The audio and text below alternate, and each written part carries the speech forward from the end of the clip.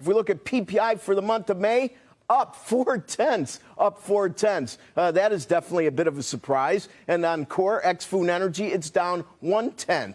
And if we look at the rear view mirror, minus 1.3, of course, that was a big number. And you only have to go back to 2009, Joe, on PPI, because in the last crisis, they modified it a bit. They just wanted to have inflation be more, I guess, moldable in a way that they could control it. And that number is the worst it's ever been since 2009, core at minus 0.1.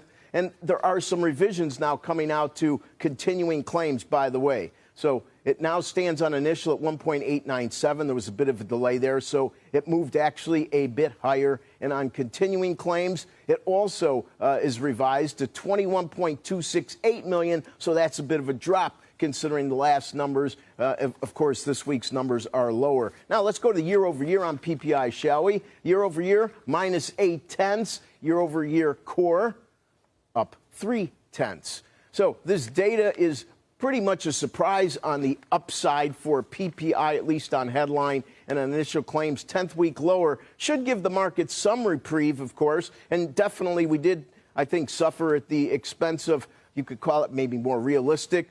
Some of the experts would say more sensible view by Jay Powell on the economy. I would say, you know, if the economy's a restaurant, he saved it only to diss the food after he was done.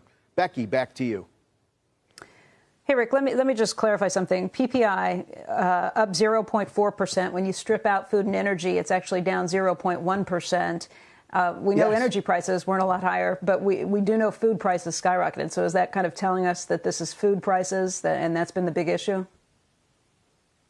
Well, I don't have the intricate aspects of this number, so I'm not going to make a guess. But what I can tell you is that all these numbers, of course, have different adjustments that are associated with them. And my guess is part of that may be what's going to fall here. But indeed, we do see a divergence in many prices with regard to energy and food and some of the things we buy on a continual basis. And I am sure that as we reopen parts of the country, we will see more anomalies like that on pricing.